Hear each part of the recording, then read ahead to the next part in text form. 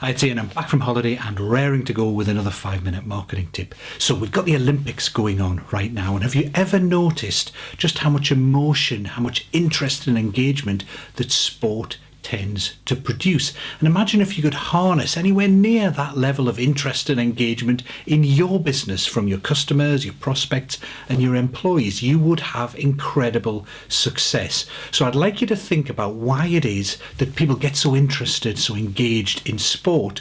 And then when we come back after the swoosh, we'll talk about how you can apply that to your business. See you there.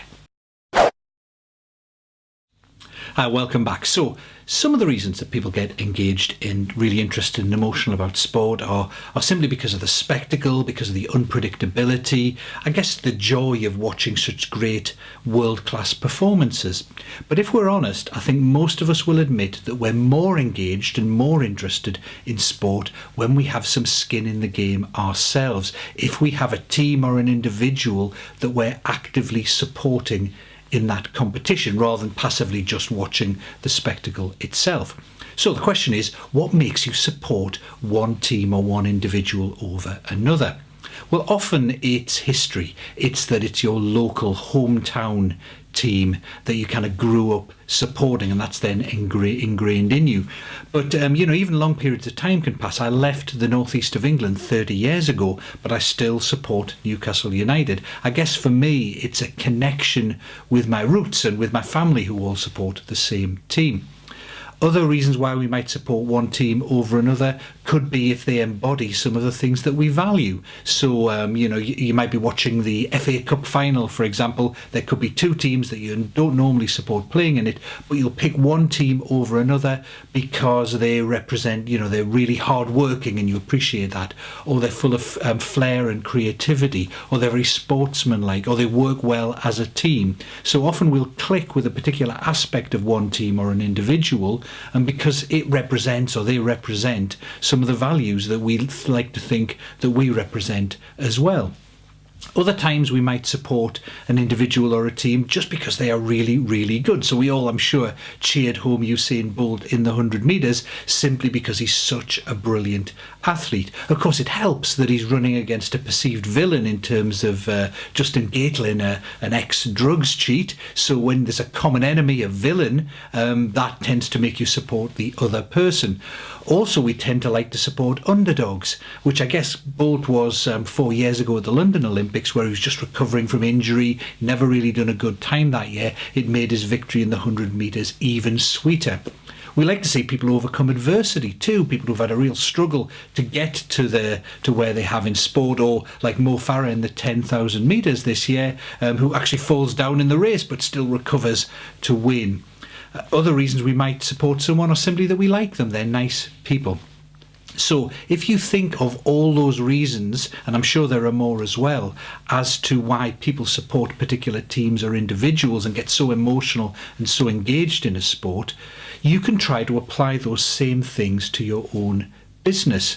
So, for example, how can you be seen by your customers and prospects as their hometown team? Well, it's unlikely to be just based on geography, but for example, if you do consulting or some kind of service for small retail businesses, how can you be seen as representing them, of being the champion of small town businesses, or women in business, or something that's a core part of the identity of your ideal clients? Or can you be seen to champion some of the things they value? Can you really stand up for ethics in business, for fair trading, for teamwork and creativity? If you can be seen to visibly stand for something that they value, again, they're much more likely to support you. Or can you be the underdog somehow? Have you got a backstory that positions you as the underdog? Or is there a common enemy? Can you position yourself as fighting against big business or bureaucracy or mediocrity in your particular industry that again can help them support you? So there are lots of ways you can look for, if you think about those different factors that you saw made people support sports teams, there's often at least one or two of those factors that apply to your business as well. And you can then work those into your marketing. You can include them in your bio, for example, on your website. So in many ways, my hometown team is the team of people who are not naturals at marketing and sales, but still have to do it anyway. A lot of my clients and potential natural clients empathize with that perspective because that's the same position that they're in. So I always try and include something about not being a natural salesperson in my bio. You know, whether that's on my website or how people introduce me when I appear on a podcast or write an article for someone. More importantly, I include aspects of that in a lot of the stories I tell when I'm giving tips. So if I'm giving a sales tip, I won't just give a bog standard sales tip that's in all the books. What I'll do is I'll specifically focus on a sales tip that I found to be really useful as someone who wasn't a natural salesperson. And I'll very often tell the story of how I first learned it and how uncomfortable I was in sales situations. So again, it's building that empathy. It's helping people cheer me on because they feel that I'm a bit like them. I'm part of their hometown team. And again, you could do it with all those other aspects of being the underdog, fighting against adversity, representing something that they value, fighting against a common enemy.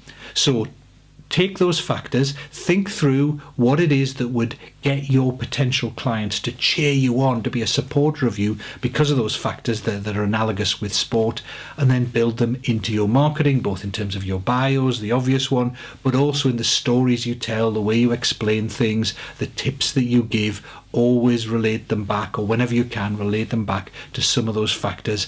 And if you can just get a little bit of that emotion, that engagement, that support that sports teams or individuals in sports get, you will have huge success.